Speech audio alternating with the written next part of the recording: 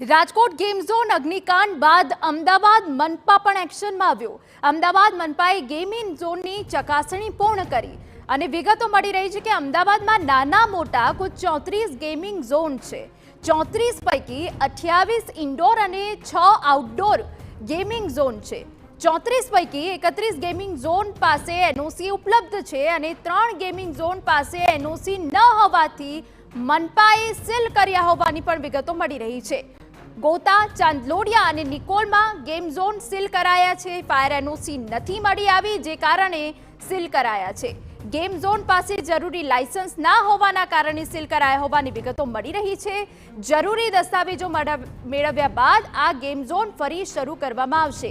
ગોતાના fun Grito, નિકોલનું fun campus અને ચાંદલોડિયામાં joy and joy game zone seal કરાયા।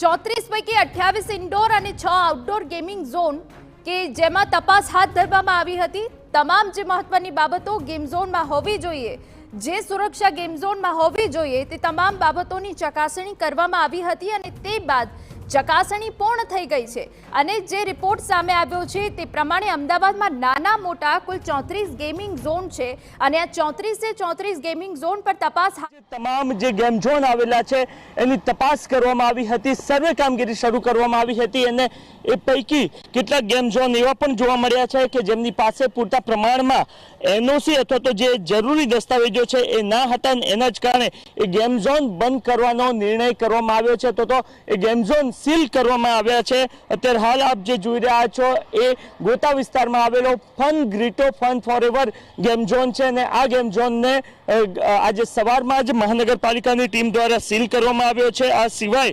નિકોલનું ફન કેમ્પસ ગેમ ઝોન અને ચાંદલોડિયામાં આવેલ જોય એન્ડ જોય ગેમ ઝોન પણ બંધ કરવાનો નિર્ણય લેવામાં આવ્યો છે। મહત્વનું છે કે જે રાજકોટમાં ઘટના બની હતી ને ત્યાં જે પ્રકારનું કન્સ્ટ્રક્શન એટલે કે ટેમ્પરરી આખું કન્સ્ટ્રક્શન કરવામાં આવ્યું હતું એ જ પ્રકારનું આ જોઈ રહ્યા છો આપણે ટેમ્પરરી કન્સ્ટ્રક્શન છે અને જે જરૂરી કેટલાક દસ્તાવેજો અથવા તો એનઓસી હોવી જોઈએ એ તમામ એનઓસી ન હોવાને કારણે હાલ મહાનગરપાલિકા દ્વારા 3 ગેમ ઝોન સીલ કરાયા છે અને હજુ પણ કામગીરી ચાલી રહી છે। જે ગેમ ઝોન પાસે જરૂરી પરમિશન આ સિવાય દસ્તાવેજો અને એનઓસી નહીં હોય એ તમામ સામે મહાનગરપાલિકા દ્વારા કાર્યવાહી કરવામાં આવશે। કેમેરામેન અરવિંદ સાથે નરેન્દ્ર રાઠોડ, TV9 અમદાવાદ। તો 3 ગેમ ઝોન પાસે એનઓસી ન હોવાના કારણે સીલ કરવામાં આવ્યા છે। બાકી જે 31 ગેમિંગ ઝોન છે તેમની પાસે એનઓસી ઉપલબ્ધ છે।